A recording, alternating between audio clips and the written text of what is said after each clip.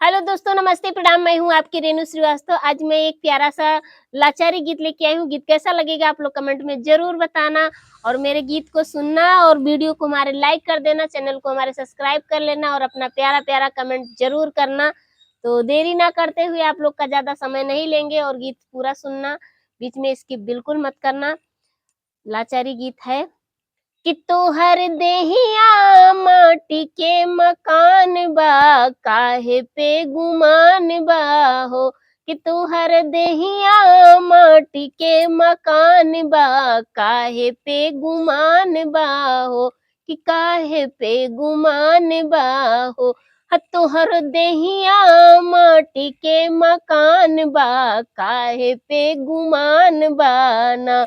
तोहर देहिया माटी के मकान बा, काहे पे गुमान बाना। कितनो जड़बा पाई पाई संगवा कुछ हो न जाई। कि कितनो जड़बा पाई पाई संगवा कुछ हो न जाई। सुना भैया जे एक एक रुपया बटोर बटोर धरा था तनी उनके लिए है ये गीत। कि केतनो जोड़बा पाई पाई संगवा कुछ हो न जाई।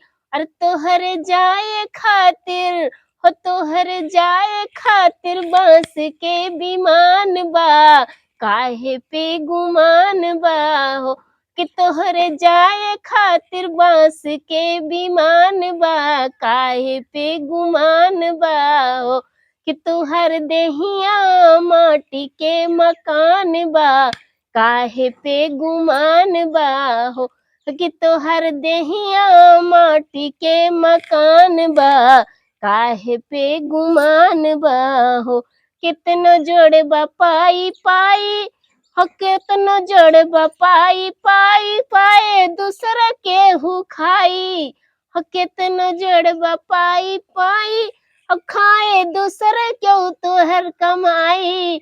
फिर काहे का इतना अभिमान बा, जाए के हो तुहे जाए के बांस के विमान बा।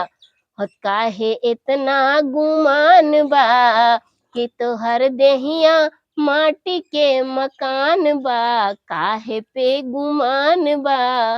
कैसा लगा गीत आप लोग कमेंट